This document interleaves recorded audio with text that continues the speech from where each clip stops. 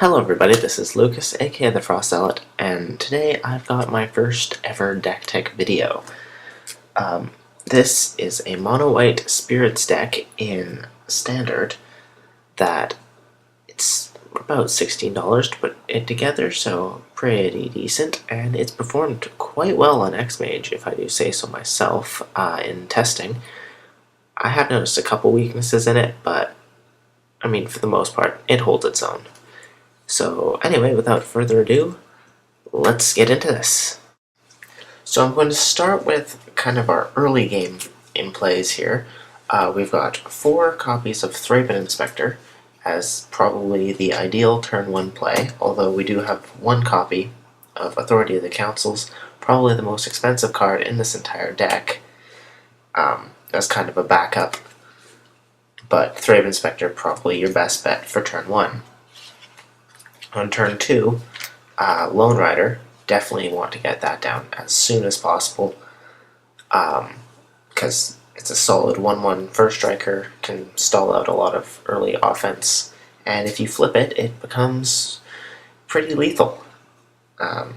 Blocks most things, dodges most removal. Yeah, pretty powerful.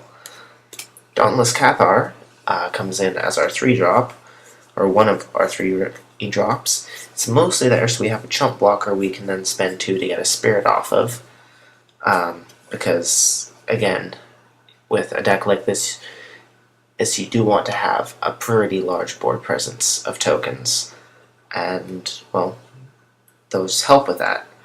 Then 2 copies of Bygone Bishop to help with more card draw, since well, the majority of the creatures in this deck cost 3 or less, with a couple exceptions of course, but still. Bygone Bishop, solid card, plus it's a 2/3 flyer, that can hit them pretty hard if they don't have any way to deal with flyers, which I know some decks don't. Then in our 4-drop slot we've got Nearheath Chaplain. It's really just here for like a last-ditch attempt to flip Lone Riders with being a 3/1 lifelink. And then you can spend 3, you get 2 tokens out of it. Anyway, let's go to our mid-game. Now for our mid-game strategy, the first card of note here is 3 copies of Chaplains Blessing.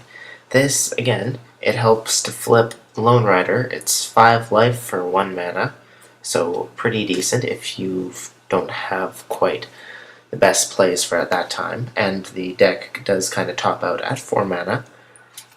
So it's a pretty solid card to have. It's saved me quite a few times, so I've got a pretty good connection with it. Not Forgotten is what I will go over next. It's just a way to get things back out of your graveyard, say a 1-of maybe, or if you have a card that you haven't drawn the second one of it, but you drew a Not Forgotten, you can get it back. And also if you have 2 Not Forgottens, then you can just keep cycling them and getting, well, slow but still infinite spirits. Then we've got Vessel of Ephemera, which, again, just a way to get spirits, also a way to get delirium, which comes into play later, but it's still very solid for if you don't have other turn 2 or 3 plays. Yeah, it remains solid throughout the game. 2 copy, or well, actually, I'll go over this first. 1 copy of Peace of Mind, again, just life gain and assisting with delirium. Getting into our 3-cost spells, we've got 2 copies of Stasis Snare in the main board. This is to get rid of those problem creatures, and I mean, come on, Stasis Snare is a pretty solid card, especially if you're running mono white. The double white does not really bother you. Next we've got Ethereal Guidance, one of our ways to end the game. If we've got a large number of small spirits on the battlefield. Again, some decks don't have flyers to answer it, so using Ethereal Guidance or the other or main game-ending card in this deck can really just wipe the floor with the other person if they're not prepared. If they're prepared, then it will be more like using Start Your Engines or Swarm Surge. But still, solid card, especially for 3. Then we've got our other main game-ending card, Retreat to Emeria, which it's mainly for that creatures you can control get +1/+1 until end of turn. If you can link that up with something else, then you've definitely got yourself a good attack force. And even then, it's just solid because if you can keep getting land drops, you're covered. The other, or the final card for our mid-game plays is Spectral Reserves. Basically, just put 2 1/1 spirits onto the field and gain 2 life for 4 mana.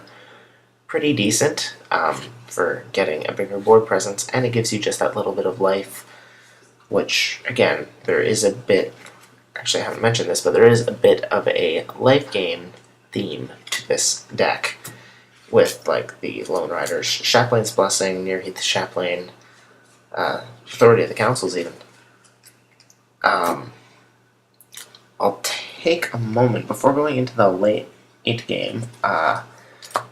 I will take just a moment to go over the lands. It's extremely simple, just 22 planes. Like, I mean, yeah, it's mono white. Don't overcomplicate it. Now I'm just going to quickly go over the late game plan for this deck, which is quite simple. Drogskol Cavalry. Drogskol Cavalry. I don't know why I have trouble pronouncing that card sometimes. Whenever another spirit enters the battlefield under your control, you gain 2 life. Yes, it costs 7, but, I mean, if you get it out, then pretty much most of the cards in this deck are either spirits or create spirits. So, yeah, you'll be gaining some pretty decent amounts of life. And then Topplegeists, I mean, they're 1-drop. When they enter the battlefield, tap target creature an opponent controls. That's why I put them in the late game, just because in the early game, that's not really going to help you unless you like want to open up a window for a Lone Rider or something. Which, again, that's, I mean, that could happen, but it's pretty circumstantial. That's why I've marked them as late game, because of their Delirium effect, where at the beginning of each opponent's upkeep, if you have Delirium, you can tap a creature they control. And there's 4 copies, so theoretically, if you get Delirium, have all 4 out, you can just keep tapping their creatures, and if you tap down the problem creatures, then your other creatures should be able to block and take care of the other ones. And you can attack with Topplegeists as long as they don't have things that can block them. Which again shouldn't be a problem if you're just tapping things. Without further ado, that's the entire main board. But let's get into the sideboard. So for the sideboard, I think I set up some pretty decent coverage. I'll start with the anti-aggro sideboards. That'd be a playset of Expose Evil and a pair of Immolating Glares. That's just for like countering fast aggro. Expose Evil taps things down and gets you an extra card, essentially, and then Immolating Glares can blow up problem creatures, like maybe a Lathnu Hellion or, I don't know, Verdur's Gearhulk even. Then I've got 2 Stasis Snares to kind of finish the playset. A Thopter Arrest, which kind of works against aggro or artifacts. And then for those big, bulky creatures, you can either use Humble the Brute if you want a more investigate-oriented deck, but Smite the Monstrous works just as better and is a little cheaper to cast. So I might recommend that over Humble the Brute, but like I said, I like Investigate, and so that's why. But that's definitely the easiest switch to make, just because it's the exact same card, minus the Investigate. Then I've got a playset of Decommission for taking out artifacts and enchantments, and if you've got, like, you're going to be doing a lot of suicide blocking with 1/1s. So, I mean, you can probably get the revolt trigger, but on this playset of Decommissioned, quite a bit. Means you just get your full worth out of the card, right? Like, you get 3 life and blow up an enchantment. Like, Retreat to Kazandu, that thing can get painful. Or Aetherflux Reservoir, stuff like that. You can just blow it up for 3 at instant speed. And then for kicks, I threw in 1 copy of Providence. That's mostly due to my experience with the card, where it's come up at the right time or it's been in my opening hand. And I know it's only 26 life, but at the same time, the extra 6 life can really help you out more than it would seem. And like I said, I've had situations where it's like top deck it at like 1 life, and then just play it, and you're back up to 26. You're back in the game, and your opponent is not happy at all. So yeah, I think there's some pretty decent coverage in this sideboard. Before I wrap up this video, I will just be going over the strategy of the deck. So the strategy of this deck is a pretty straightforward one. Basically, you get out a lot of spirit tokens, you play something like Ethereal Guidance or Retreat to Emeria, something that just buffs all your creatures, and you can swing with them. And if they're flyers, then, you know, they're probably not going to be the easiest thing for your opponent to deal with. It that rises 1 can also be your win condition, and it also fits into that. I mean, it is on the ground, but it's first strike and trample, and it can give you life. It's just an incredible card. One thing I have noticed a distinct weakness to in this deck is tramplers, such as Verdurous Gearhulk, or yeah, that's the only trampler I can actually think of at the moment. There would be a weakness to Ormondal if Ormondal was really a thing. And really, the only thing you really have for tramplers are things like Topplegeist or Stasis Snare, Immolating Glare, Expose Evil, things that tap or destroy or get rid of the creature temporarily. So, I mean, they're still a problem, but there's always an answer. For artifact decks, just decommission Thopter Rest. That should get the job done. And then if you're playing against something like Control, then you'll probably want to throw Providence in, just because it'll be harder for them to burn you out if you've got 26 life, and they can't counter it at the beginning of the game. Also, if they've got cards in their graveyard, they're running a... sorry, I'm saying a lot. I'm not used to doing commentary, but... So, if they're running a control deck that uses Torrential Gearhulk, then you can actually use Not Forgotten as an offensive spell, in a way. Gets you a spirit, and gets rid of a card from their graveyard. That could be a problem with Torrential Gearhulk. Like, for instance, if they've got a Hardness Lightning in the graveyard, and then you can just send that back into the library, at the bottom, even. Because, yeah, it's Not Forgotten. Put target card from a graveyard on top or bottom of its owner's library. Then you put a 1/1 white spirit creature with flying onto the battlefield under your control. So it gives you a spirit, and then you can use it for so many things. Very useful card, very underrated in my opinion. And again, you can pretty much get infinite spirits very slowly. Just like, still, it's like, yeah, it's 1 a turn. But still, that's at least some consistency. And it also does rely on you not having any need for anything else. Like, if you got 5 or 6 land, you should be covered for this deck.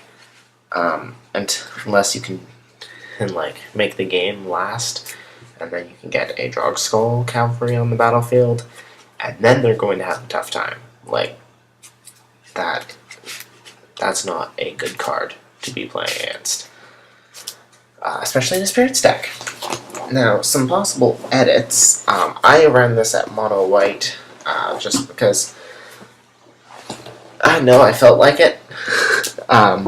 And also I don't have the cards to do something else. You could also, for more tokens and more investigating, add in a bit of green, just like maybe replace a couple of the plains with fortified villages, and play a copy or two of Ulvenwald Mysteries. It's that whenever a non-token creature you control dies, you investigate. Whenever you sacrifice a clue, you get a 1/1 human. That way, it's just like you've got more investigating power, you can get more card draws, and you get more 1/1s that you can just throw in the path of big enemy creatures. And if you get enough, you might even be able to take out like a Virtuous Gearhulker. Some crazy shit like that. Another good addition would be blue. I know blue-white spirits is quite the thing, and it does kind of take it out of the really, really budget range that I like to operate in. But if you've got like spell quellers or rattle chains, stuff like that, then you can probably make an even more solid spirit deck, though it might even be just a little less fluid. I don't know. But it would add in like counter spells, and you could cast spirits with flash, so Topplegeists would become more effective. I know with the ban on Reflector Mage, blue-white spirits did take a dive, but yeah, I don't know. I like this build. I've played it quite a bit on X-Mage. I think I may have won against a green-black counters deck at one point. Again, due to Topplegeists and Delirium, just tapping down his big creatures, couldn't really do much. And again, sideboard. I did lose game 1, but my sideboard plan was pretty good. Goaded him into attacking with his bigger creatures and blew them up. Just would tap them down otherwise, and just kept pinging away with spirits. And I don't know, it works. Control, again, not a whole lot I can do against control, except just hope I can flood the board with spirits before they can really do much. Then they'll have to worry about using a removal on like small creatures that are just chipping away at their life total. Some straight up aggro decks might run into a tiny bit of trouble with this deck, just because if they don't have trample, then they're going to get jump blocked, and if they have trample, then I'm likely going to want to have something to blow that up. And also, attacking into an It That Rides as 1 is just unfortunate as all hell for the person attacking. And yeah, I've got plenty of things that create spirits, so not worried about not having a large creature presence. Like, usually by turn 5, if I don't have at least 6 creatures on the battlefield, I consider that to be kind of highly unfortunate, unless, like, they're just removing everything, like a control deck would. But again, Control is extremely likely to run out of removal if they try to remove everything this deck throws at them. Unless they happen to have like a Fumigate or similar mass removal. Yahenni's Expertise. Yahenni's Expertise will fuck this deck up horribly. I think that's about everything for this deck tech. If you have the cards lying around, I would recommend building it, give it a try maybe. It's decent. Like, yeah, I've yet to try it out at like an FNM, which I'm going to do on the same day this video will be coming out, so we'll have to see how that really works. And for next week, I'm thinking I'm going to start doing weekly deck techs as long as I have decks.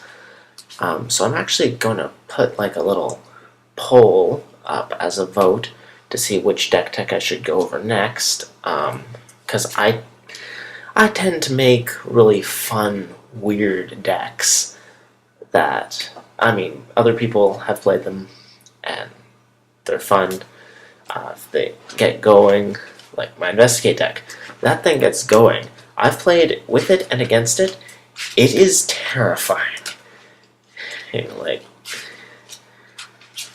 yeah, there's a point when you just, part of you wants to scoop, but the rest of you just wants to watch. Like, you're just stunned by the horror of someone having like 200 life. And yeah, so that's one of the options as my Bant Investigate deck. Then I also have a Black-Red Vehicles deck that will probably be done. I'm still working on the sideboard for it. But yes, it will probably be done by next week.